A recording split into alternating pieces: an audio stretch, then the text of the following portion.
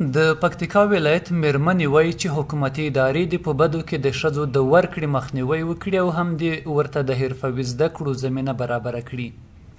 دغه خبرې په پکتیکا کې د مارچ د 8مې د ښځو د نړیوالې ورځې د نمانځنې په مراسمو کې وشوې.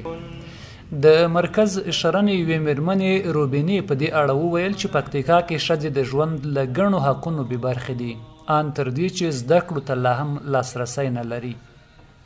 د فاطمې په نامه یوه بله میرمن وایي چې د پکتیکا کې د کلتوري او دودیزو ستونزو له امله ښځې د زده کړو، روغتیا، پوهنې او ګڼو نورو حقونو څخه بې برخې دي.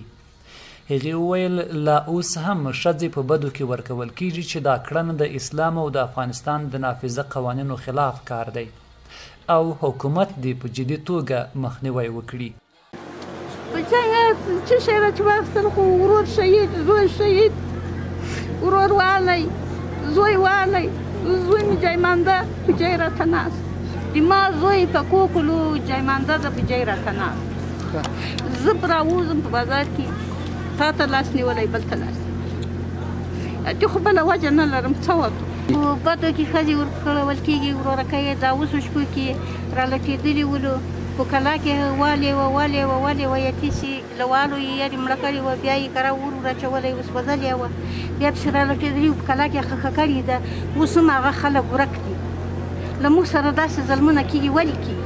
د ښځو چارو رئیسه بیبي هوا خوشیوال وایي چې پکتیکا کې د تیرو کلونو په پرتله ډیر کار شوی دی، خو لا هم زیات کار ته اړتیا ده تر څو ښځې له شته حقونو برخمنې شي. هغې وویل په هغو سیمو کې چې حکومت حاکم نه دی ممکن ښځې په بدو کې ورکړل شوې وي، خو تر اوسه پورې دوی په دې اړه کوم معلومات نه لري. جامعه ما یک جامعه سنتی و مردسالاری است. این ساختار زنان را از فعالیت‌های اجتماعی، سیاسی، فرهنگی ابتدایی‌ترین حقوقشان باز می‌دارند. حال هم تعداد زیادی از دختران حق تحصیل را ندارد. دینی عالم متیع الله وویل چې د نړۍ د ټولو قوانینو په پرتله د اسلام مبارک دین ښځو ته ډیر سهولتونه او حقوق ورکړي دي. سرچینې وویل چې د اسلام د دین څخه وړاندې په عربو کې نجونې ژوندۍ تر خاورو لاندې کېدې، خو د اسلام د دین له ظهور سره ښځې له دغه ظلم څخه خلاص شوي دي. هغه په بدو کې د ښځو د ورکړې موضوع د اسلام د مبارک دین د اصولو خلاف کار وبلله او له مسؤلو ادارو یې غوښتنه وکړه چې له داسې کسانو سره قانوني چلند وشي. د پکتیکا والي ډاکټر مجیب الرحمن څمکنی هم مني چې ښځې په بدو کې ورکول کیږي. هغه له قومي مشرانو غوښتنه وکړه چې نور دې د دا ډول پریکړو څخه مخنیوی وکړي او که ولایتي اداره بیا ځل دا شان کړنې وویني سخته سزا به ورکړي. هغه ویل راتلونکی کال د میرمنو لپاره په مرکز ولسوالیو کې د حرفوي زده کړو زمینه برابروي.